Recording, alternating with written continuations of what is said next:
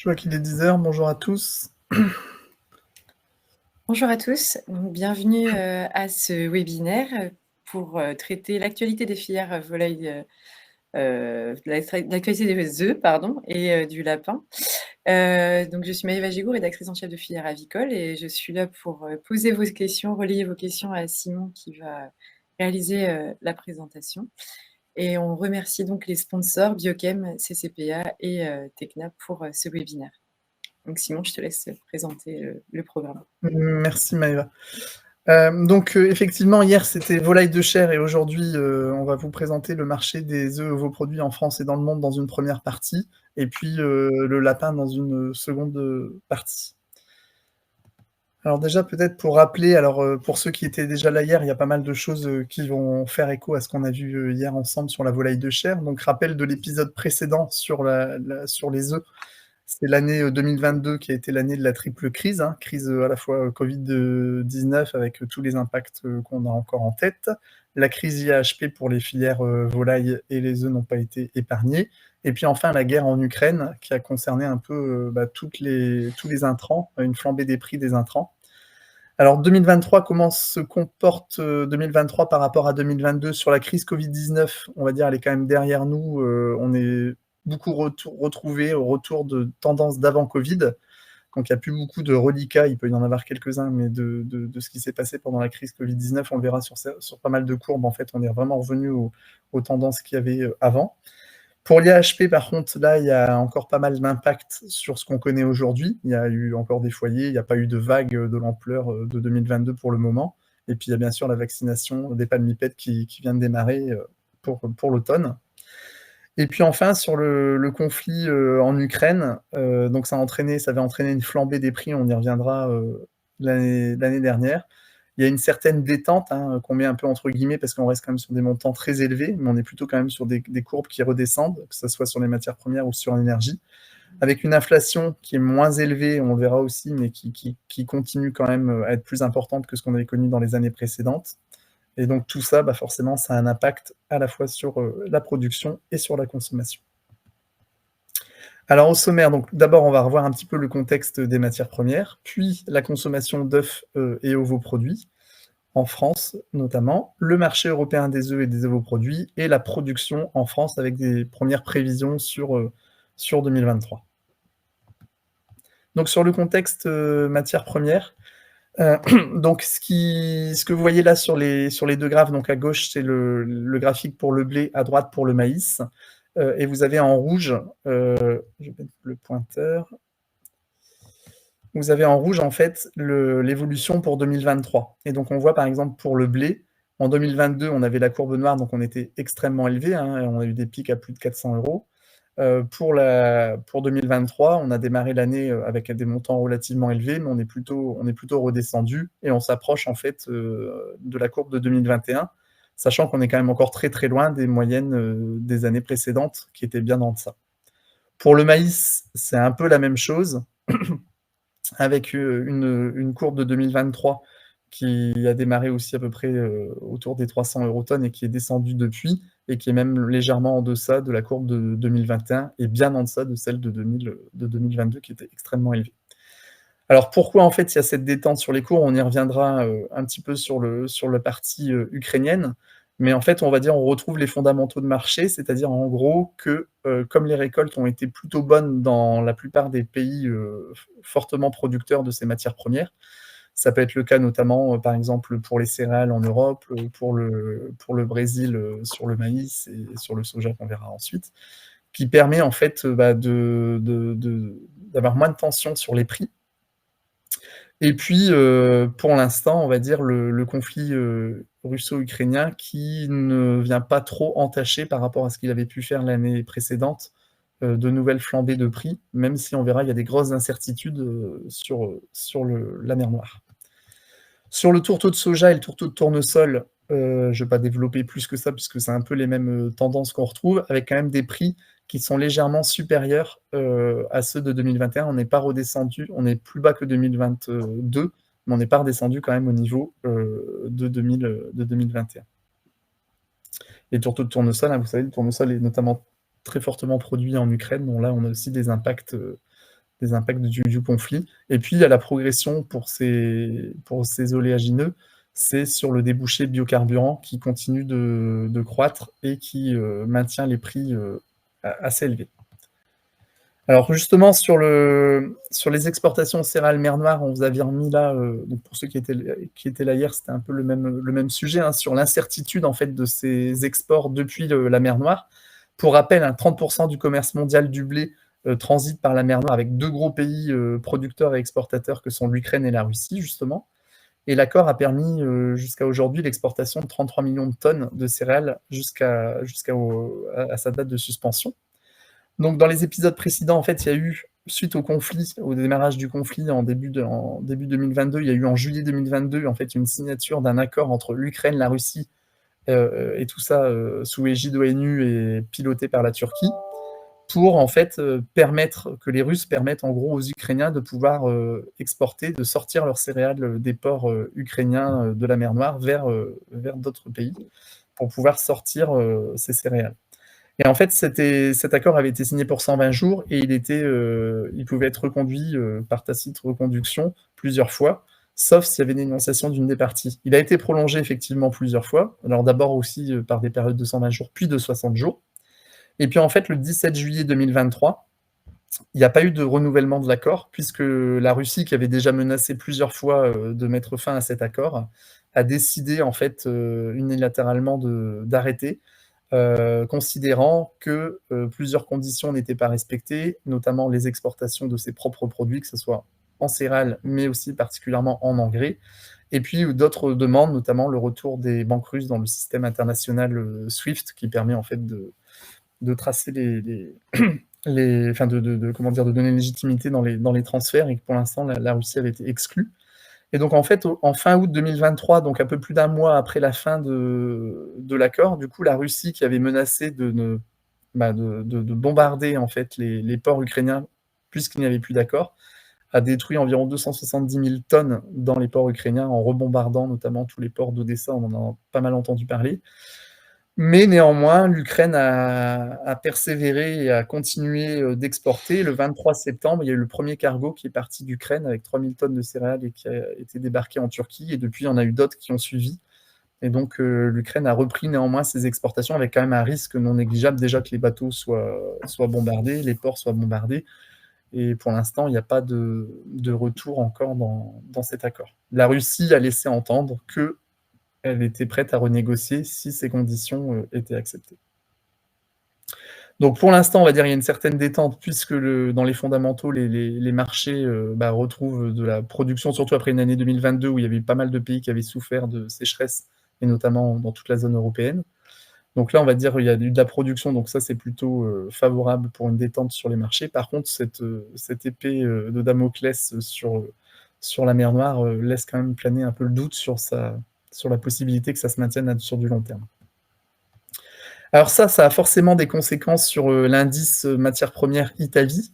Donc là, si on regarde celui qui nous intéresse aujourd'hui sur les poules pondeuses, on voit l'évolution. Donc il y avait effectivement en 2022 un pic que l'indice n'avait jamais connu, hein. Mais on voit cette détente forte sur le début de 2023. Et l'indice en août 2023 se retrouve au même niveau que celui de décembre 2021. Donc on a vraiment connu un pic, et là on est plutôt vraiment en train de redescendre, même si quand on regarde sur du plus long terme, on voit quand même qu'on est à des niveaux qui sont quand même toujours extrêmement élevés par rapport à ce qu'il y avait pu y avoir dans les années précédentes.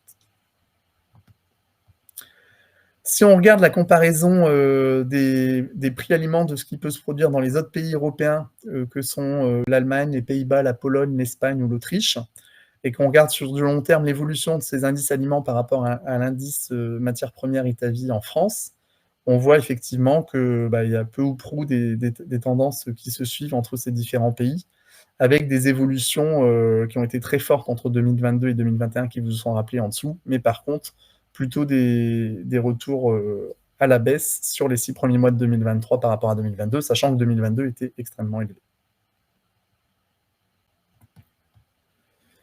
Il y a les matières premières qui ont fortement augmenté, mais il y a aussi pas mal d'autres intrants qui avaient qui avait explosé en fait sur l'année 2022. Donc là, vous avez l'évolution des indices IPAMPA des principaux postes de coûts hein, sur le graphique de gauche, que ce soit le gaz, l'électricité, tout ce qui est entretien, carburant, matériel.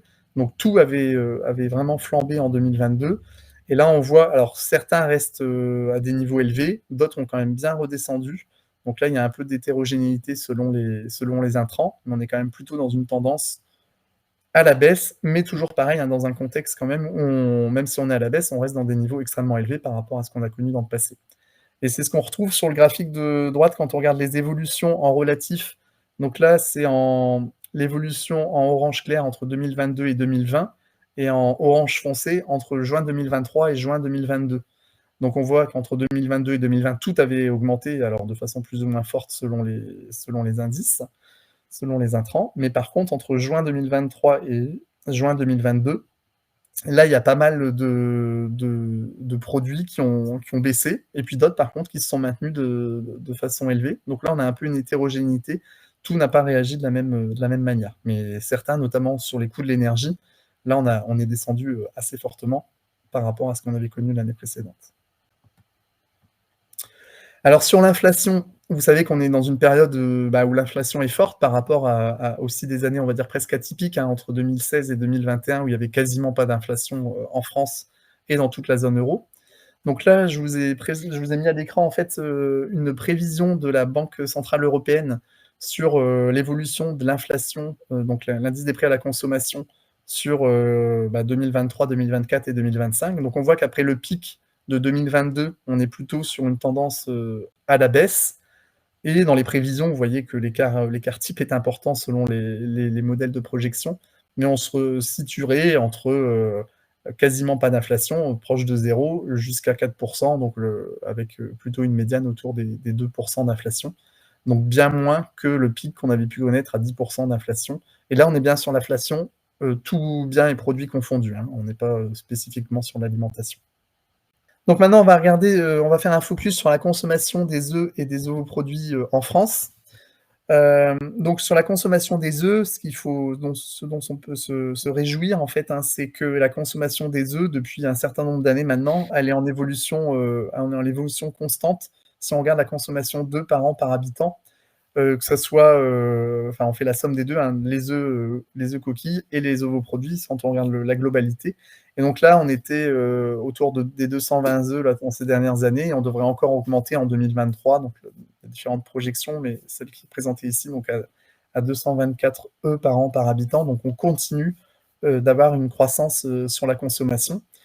Et si on fait le pendant avec ce qu'on vient de dire juste avant sur l'inflation, il y a sûrement un effet direct, hein. L'œuf, ça reste le produit animal le plus accessible pour les ménages. Et comme c'est la protéine animale la moins chère, forcément, elle se retrouve bien comme produit anti-crise, comme l'a appelé le CNPO, l'Interpro œuf. Et donc, je pense qu'on retrouve effectivement cet effet-là dans les volumes, quoi. Et c'est d'ailleurs pas vrai que pour la France, hein, c'est quelque chose qu'on retrouve dans pas mal d'autres pays, puisque des pays qui sont touchés de façon bien plus forte que la France par l'inflation, et ça permet en fait d'avoir des protéines animales avec des coûts quand même réduits par rapport à de la viande. Et justement, quand on regarde là, quand on compare, donc c'est ce que Mohamed Bouzidi dans l'équipe avait fait là, de comparer en fait l'évolution des prix entre août 2023 et août 2022 pour regarder en fait à la fois l'évolution, on va dire unitaire des prix, et au final, qu'est-ce que ça devient en euros par kilo par produit. Et quand on regarde sur les évolutions de prix, en fait, l'œuf, c'est le produit qui a quasiment connu les plus fortes hausses hein, en termes d'évolution de prix en un an. L'œuf MDD, il a même gagné 18%, hein, c'est les chiffres Kantar pour France Agrimaire. Et quand on regarde sur les autres viandes, on a des évolutions quand même moins fortes, notamment sur le reste de la volaille ou sur le bœuf ou porc. Mais par contre, en euros par kilo, il n'y a pas photo. L'œuf reste quand même toujours extrêmement plus abordable que les autres protéines animales. Et donc, même si l'évolution de prix a été la plus importante sur l'œuf, finalement, ça reste toujours quand même en euros du kilo la protéine la plus abordable pour les ménages, qui explique en fait cette évolution toujours de consommation. Et on peut voir d'ailleurs que le poulet est quand même juste derrière, donc la volaille en général tire quand même son épingle du jeu par rapport à ce côté prix en période inflationniste. Mohamed avait aussi creusé, toujours grâce aux données Kantar, pour comprendre un peu plus qui sont les acheteurs des œufs selon les différents modes de production. Et en fait, donc à gauche, vous avez, selon le profil en fait du foyer, qui consomme les œufs cage en gris, sol en orange, plein air en gris, rouge en label rouge et vert en agriculture biologique. Et à droite, vous avez en fait un peu le pendant, là, uniquement sur le zoom sur les œufs bio, mais là sur 2 années, 2019 et 2022, pour voir les évolutions sur la consommation de bio. Donc si on regarde déjà sur l'ensemble des codes, ce qui est très, très visible, c'est qu'on voit sur le côté gauche, c'est toutes les familles, hein, en fait, qui sont les... Alors, il n'y a pas de surprise hein, quand on voit ça, mais on voit à quel point c'est même exacerbé. C'est toutes les familles qui consomment beaucoup de cages, de sols, de façon vraiment prépondérante, alors que les consommateurs de label rouge et de bio sont un peu d'ailleurs les mêmes profils. Ça va être plutôt les célibataires, qu'ils soient d'âge moyen ou seniors, ou les jeunes couples, ou les couples seniors. Donc en gros, les familles consomment plutôt les codes de production cage-sol, et les couples ou personnes seules, plutôt les labels rouges et agriculture biologique. Et si on regarde au niveau de zoom de l'agriculture biologique, on voit en fait que les quelques consommateurs, notamment de familles, eh ben, ils ont plutôt réduit, ou les jeunes célibataires, donc en gros ceux avec le moins de pouvoir d'achat, enfin, ou plus tendus en tout cas sur leurs dépenses, ou les couples aussi d'âge moyen, et c'est plutôt les seniors, que ce soit des célibataires ou des couples, qui, c'est en part relative, hein, ont plutôt vu leur part relative augmenter. Donc vraiment, ça montre aussi que le bio, c'est un effet vraiment inflationniste. S'il y a une déconsommation d'une certaine partie de la population, c'est vraiment pour des effets prix. Un peu la même chose, donc là, en regardant par rapport à la taille du ménage, donc à gauche, vous avez en fonction du nombre de personnes dans le ménage, si c'est une personne, deux personnes, trois personnes, quatre personnes, donc on va retrouver un peu ce qu'on a vu sur les graphiques précédents. Et en rouge, vous avez les évolutions entre 2022 et 2019. Donc les premiers codes, enfin les codes, on va dire cage, sol, voire même plein air, sont plébiscités surtout par les familles plus nombreuses. Donc on va dire que ça semble couler de source aussi également là-dessus. Et ça a plutôt tendance à se renforcer. C'est-à-dire qu'avec l'inflation, eh ben, la part du plein air, vous voyez, elle descend, alors que la part de cage et de sol, elle a tendance encore à augmenter. Donc ça renforce en fait un effet déjà structurel de la répartition de la consommation. Et si on regarde à droite, donc là c'est par rapport au niveau de revenus, hein, entre les classes aisées, supérieures, inférieures et modestes. Donc forcément, pareil, il n'y a pas de surprise. Ceux qui consomment le plus de bio et label rouge, c'est plutôt les familles les plus aisées ou supérieures. Et puis on retrouve un produit plus accessible pour les ménages les moins aisés sur la cage ou le sol, et avec toujours cette tendance que ça va plutôt se renforcer. C'est-à-dire que on avait déjà cette tendance de fond, mais l'inflation ne fait que renforcer ça. Et on a même d'ailleurs une déconsommation du bio, même pour des catégories plus aisées, qui va se reporter en fait sur d'autres catégories. Ça peut être sur le label rouge ou le plein air pour les consommateurs avec plus de moyens. Quand on regarde les prix de vente moyens consommateurs, bah, c'est le reflet hein, de ce qu'on vient de voir. Donc là, on vous a repris pour chacun des codes. Sur le code 3, donc le code cage, c'est là où l'évolution de prix avait été la plus forte. Ça reste quand même toujours le moins onéreux, mais l'évolution avait été quand même très très forte en 2022. Et en 2023, on est plutôt sur une stabilisation, mais une stabilisation à des niveaux très très élevés. Sur le code 2, on a un peu la même chose, mais l'écart entre avant et maintenant est quand même moins fort que ce qu'il y a sur la cage. Mais on reste aussi à des niveaux élevés et plutôt qui se sont stabilisés. Pour le code 3, hein, donc 2022 par rapport à 2021, il y a eu plus 15%, et sur 2 ans, plus 38%. Pour le code 2, on a plus 6% et plus 28% sur 2 ans.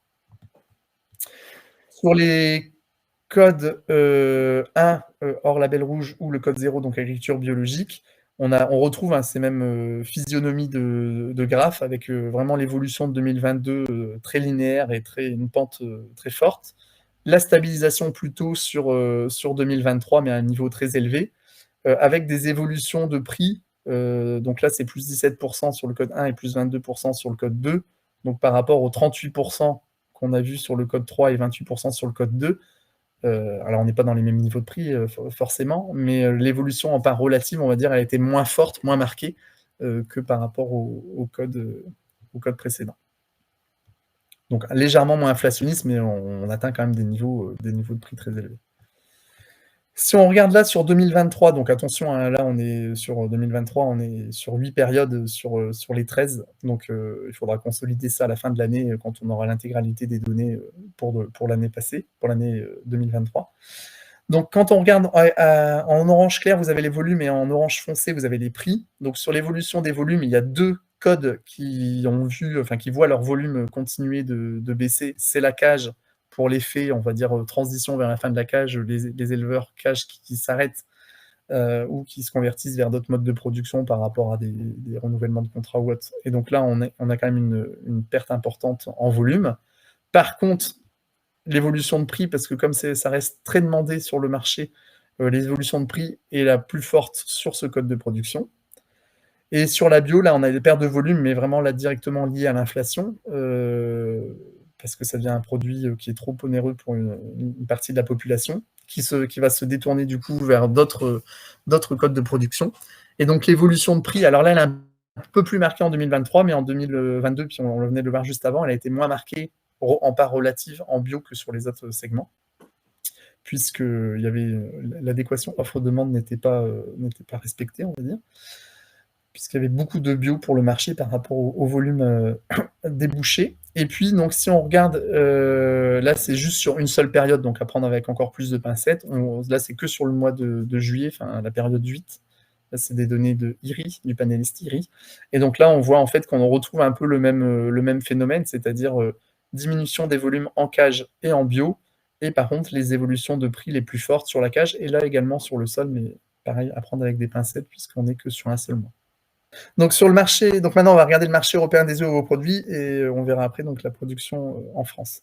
Donc déjà sur la répartition des modes de production en Union européenne, donc chaque année en fait tous les pays membres doivent renvoyer à la Commission européenne leur répartition de leurs effectifs de pondeuses dans les différents codes de production. Donc entre cage, sol, plein air et biologique, il n'y a pas le distinguo label rouge qui est une spécificité française. Donc ils sont regroupés avec les plein air pour la France. Et donc là, ce qui est intéressant de regarder quand on compare là par rapport aux principaux pays producteurs européens, c'est vraiment, on est tous dans la même Europe, mais on a quand même des modes de production très très différenciés entre pays. Avec d'un côté, on va dire d'un côté du graphique, des pays plutôt du nord Europe, comme l'Allemagne, les Pays-Bas, où il y a quasiment plus de cages. Il y a entre 5% pour l'Allemagne, 10% pour les Pays-Bas, on a vraiment plus beaucoup de cages du tout. Et des proportions assez importantes, déjà du sol, hein, où là c'est extrêmement massif, et puis aussi pas mal quand même de plein air et d'agriculture biologique. De l'autre côté du graphe, on a plutôt les pays du sud de l'Europe ou de l'est de l'Europe, Espagne, Portugal, Pologne, dans les principaux pays producteurs, qui eux sont encore avec un élevage en cage très très majoritaire, avec entre 2/3 et 3/4 de leur production qui sont encore en cage. Le reste en sol, et très très peu en fait sur le plein air ou sur l'agriculture biologique. Et puis la France, en fait, elle se situe un peu à une espèce de cas particulier, un peu intermédiaire, où il y a d'autres pays qui sont un peu intermédiaires comme Belgique, Italie, mais la différence en France, c'est qu'on a à la fois un volume cage qui est encore important en production, mais un niveau en fait de plein air et d'agriculture biologique qui est le plus élevé d'Europe. Il y a seule l'Irlande qui a le même niveau de poules qui sortent par rapport aux autres pays européens. Et donc en fait, la particularité, c'est d'avoir ce faible pourcentage au niveau du sol, alors que c'est vraiment le code alternatif qui s'est le plus développé dans tous les pays qui sont passés à l'alternatif de façon massive. Donc c'est vraiment la particularité de la France, d'avoir à la fois d'un côté encore un nombre d'élevages cages non nul, et puis de l'autre côté des poules qui sortent, le pays avec le plus de poules qui sortent par rapport aux autres pays européens. Et ce qui nous distingue aussi du coup de Belgique, Italie, qui sont dans des pourcentages de cages qui ne sont pas si loin du nôtre, mais par contre qui sont eux dans des proportions de sol beaucoup plus élevées, puisque les poules qui sortent chez eux sont en nombre plus réduit. Donc ça, c'est vraiment la spécificité française. Quand on regarde maintenant sur la production potentielle en Europe, On a un recul de la production en 2022 avec l'effet IAHP qui avait touché plusieurs pays, dont la France, bien sûr. Là, on est plutôt sur des tendances sur 2023 qui étaient plutôt en baisse, mais quand on regarde sur certains chiffres, notamment sur les mises en place, on est sur des mises en place de poulettes d'un jour qui sont plutôt dynamiques. Alors, on n'est pas tout à fait toujours sur les mêmes échelles, là, c'est sur 5 mois.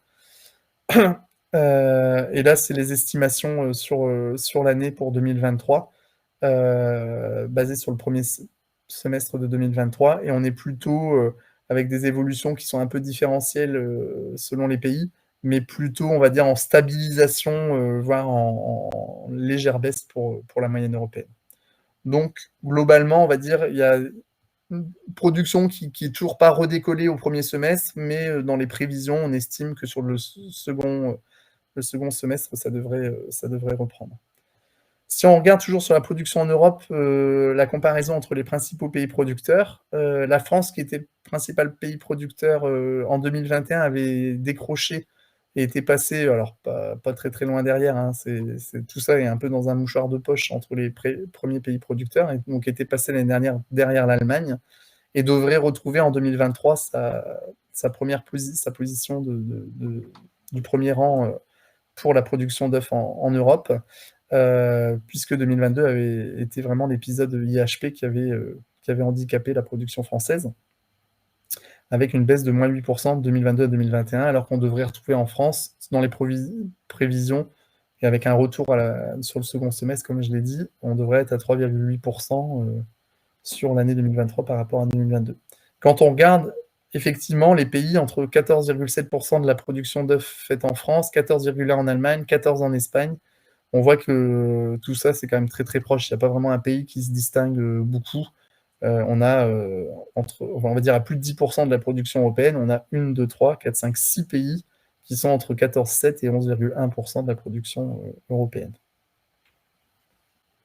Si on regarde maintenant les cotations entre les cotations françaises et les cotations pour les autres parties européennes, notamment Allemagne et Pays-Bas, là pour les cotations Weather Ems. Et donc, si on regarde, donc vous avez les cotations qui sont la TNO qui est en noir, et en fait les cotations pour Pays-Bas et Allemagne qui sont dans les autres couleurs.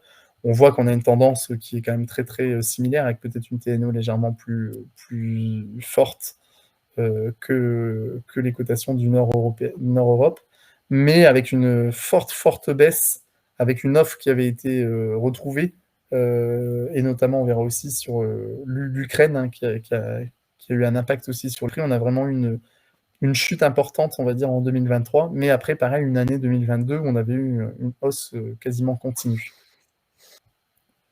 Si on regarde maintenant le commerce extérieur de l'Union européenne, alors sur le graphe de gauche, c'est des exportations. Alors là, attention aussi sur le delta, on vous a pas remis l'année 2022, j'ai préféré mettre sur les 4 premiers mois de 2023 pour regarder vraiment les dynamiques en cours. Mais du coup, 4 mois, ça reste relativement modeste sur une année complète, donc à prendre avec aussi un peu de recul. Quand on regarde ce qui se passe entre les 4 premiers mois, entre 2021, 2022, 2023, c'est le retour en fait du Royaume-Uni. Alors bon, c'est maintenant un pays tiers pour l'Union européenne, mais c'est un voisin, et on va dire il y a toujours eu des flux importants, donc on retrouve en fait ces flux sur les œufs. Pour les œufs, sachant que c'est un produit généralement, alors les ovoproduits voyagent bien, mais les œufs voyagent moins bien, donc généralement c'est plutôt des échanges à distance modérée, donc ce qui explique les échanges avec le Royaume-Uni. Et par contre, ce qui est extrêmement intéressant à regarder, c'est sur le niveau des importations. Et ça va peut-être faire écho pour ceux qui étaient là hier à ce qui se passe en volaille de chair. Donc vous avez l'Ukraine là qui est en l'histogramme de gauche, qui était très faible, enfin très faible. Ça restait un pays duquel on importait nos œufs en Europe, mais de façon modérée. Et en fait, sur 2023, c'est en train d'exploser. Avec des évolutions, alors on partait de pas très très haut effectivement, mais avec des évolutions de 210% là sur les 4 premiers mois de 2022 par rapport aux 4 premiers mois de 2023. Et puis il y a d'autres acteurs qui étaient un peu invisibles jusqu'alors, notamment la Turquie et l'Inde, qu'on voit apparaître également, alors que pour l'instant, ils n'étaient pas forcément visibles dans les pays qui nous exportaient des œufs au niveau européen.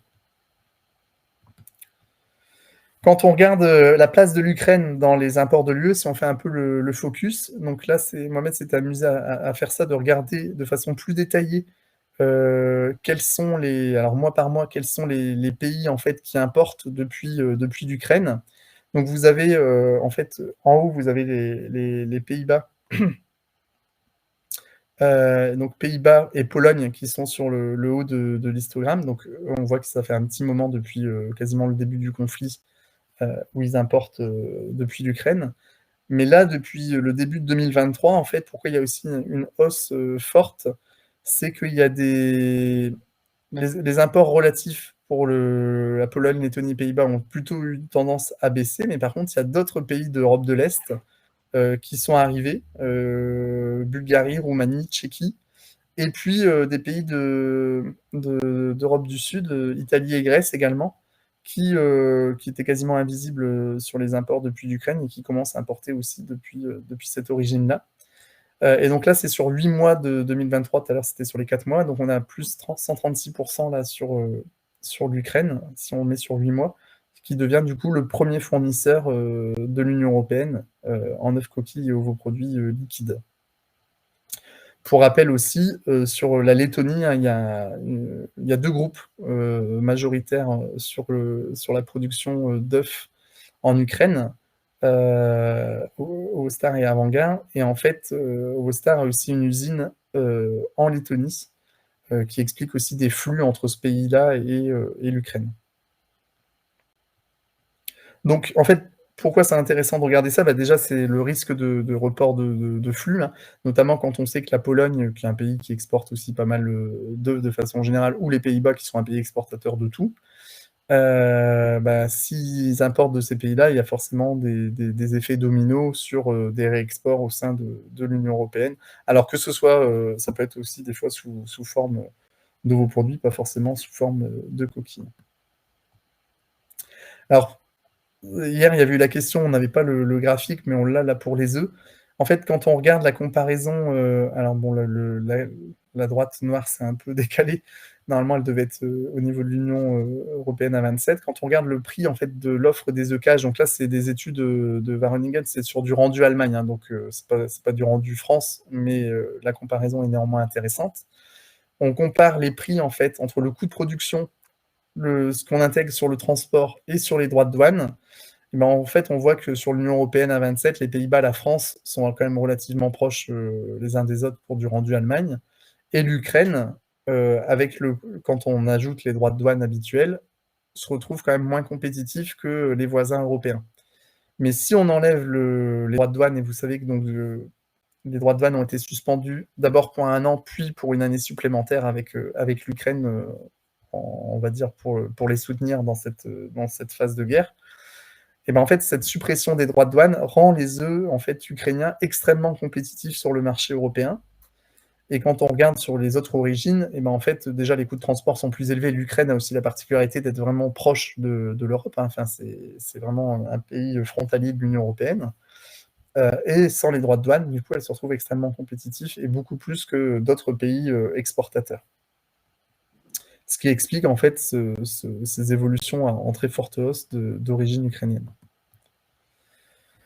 Et pour terminer sur cette partie-là, si on regarde la production de vos produits en Europe et dans le monde, là c'était pour vous faire un petit focus sur les ovoproduits, parce que c'est quand même une particularité de l'Union européenne d'être fabricant d'ovoproduits, et la France se situe aussi au 5e rang mondial sur la production d'ovoproduits. Donc rappelez qu'en fait, les ovoproduits, c'est un marché quand même assez spécifique, où il n'y a pas énormément d'acteurs, alors qu'en œufs coquilles, il y a de la production dans quasiment tous les pays. Mais sur les ovoproduits, c'est vraiment l'Union européenne à 27 qui est le premier producteur d'ovoproduits. Il y a les USA aussi qui sont pas loin derrière, le Japon. Et puis après, les autres pays, on va dire, sont relativement plus loin derrière par rapport à cette fabrication d'ovoproduits. Donc maintenant, on va faire le focus sur la France, plus en détail. Donc sur la partie de la production en France, alors petite alerte aussi quand même sur les chiffres, parce que vous pouvez voir des chiffres qui circulent avec des données un peu différentes. Il faut savoir que quand il y a eu le recensement agricole de 2020, il y a eu des rebasages importants sur les effectifs de pondeuses, et donc on peut avoir des ordres de grandeur qui sont assez différents d'une présentation à l'autre à cause de ces effets de rebasage. et sachant qu'on n'a pas une vision aussi fine qui peut exister dans d'autres filières sur les effectifs précis à un instant T du nombre de volailles, même s'il y a les bases de données qui sont en train de se perfectionner pour que, à terme, on soit beaucoup plus fiable là-dessus. Donc, juste pour vous montrer l'évolution de la production et répartition par cage. Donc là, on est sur le nombre de places et pas sur les effectifs, hein, on est sur des nombres de places.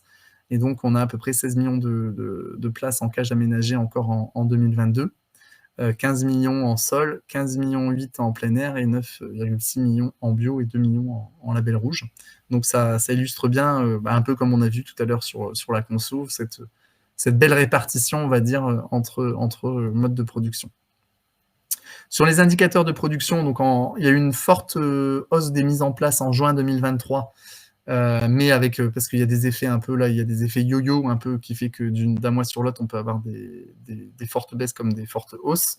Mais donc globalement, sur 2022, on était à moins 1%, et là, sur les 6 premiers mois de 2023, on serait plutôt à plus 5,2%, donc on retrouve effectivement la production qu'on avait un peu perdue en partie l'année dernière. Sur les abattages de poules de réforme, il y a toujours, l'année dernière, il y avait déjà moins 17% d'abattage de poules de réforme. Et sur les 6 premiers mois de 2023, on s'est à moins 15%. Et ça, il y a vraiment un effet allongement des lots hein, qui continue, qui se poursuit. Il y avait eu l'effet quand il y avait moins de poulettes disponibles, mais structurellement, on va dire une tendance de fond de toute façon à l'allongement des lots, et donc avec moins d'abattage de ces poules de réforme. Sur la fabrication d'aliments pondeuses, du coup, on a eu une baisse pour l'instant de moins 2%, et plutôt une hausse en poulettes par rapport aux évolutions qu'on vient de voir sur les effectifs de poulettes. Et tout ça, du coup, devrait suivre de toute façon le retour de la production sur ce segment de consommation d'aliments. Si on regarde les projections donc là, qui ont été réalisées en août, et pareil, il faut à chaque fois réactualiser en fonction de comment la conjoncture peut évoluer, mais sur la production mensuelle d'œufs, la courbe de 2023, c'est celle en pointillé, celle de 2022 en trait-plein noir, et celle de 2021 en trait-plein rouge. Et donc, en fait, là, sur 2023, on voit qu'on passe des niveaux de 2022 qui étaient plus faibles par rapport à l'effet IHP et se rapprocher pour atteindre à peu près les niveaux de 2021, mais seulement en fin d'année. Donc, si on regarde sur les prévisions, ça fait du plus 4,4% en 2023 par rapport à l'année précédente, mais ça fait encore que moins 3,8% par rapport à 2021, puisque vous voyez que la courbe, elle progresse au fur et à mesure, mais elle n'est pas au début d'année au même niveau qu'il y a 2 ans. Donc globalement, ça veut dire plutôt, si on fait l'approche par bilan, plutôt une production en hausse qui permet en fait de subvenir un peu plus aux besoins de la consommation du marché intérieur. Mais néanmoins, quand on regarde, là ce qui peut être intéressant, c'est de regarder, je vous laisse le détail des chiffres, mais je ne vais peut-être pas tous les présenter là tout de suite, mais c'est de regarder en fait l'auto-approvisionnement, c'est-à-dire vraiment la production sur la consommation, où la filière œufs était repassée en positif, c'est-à-dire à plus de 100%, c'est-à-dire qu'elle produisait plus d'œufs que les besoins de la consommation du pays depuis ces dernières années, 2019, 2020, 2021. Puis en 2022, elle était passée en dessous des 100%. Et là, sur 2023, avec, rappel, une hausse aussi de la consommation qui se poursuit, et finalement, la production, même si elle remonte, ne permettrait pas de couvrir 100% des besoins de la consommation. Donc, on a une dégradation, alors qui reste tout à fait honorable, on n'est quand même pas très très loin des 100% par rapport à ce qu'on peut connaître dans d'autres filières, et notamment pour la volaille de chair, mais on est quand même en deçà des 100%. Sur le commerce extérieur, en fait, comme la production revient à un niveau plus important, et en fait, on retourne en fait aux tendances d'avant IHP qu'on avait. Donc, c'est-à-dire que sur les importations, on a plutôt globalement une baisse des importations parce qu'on arrive à subvenir à notre propre consommation.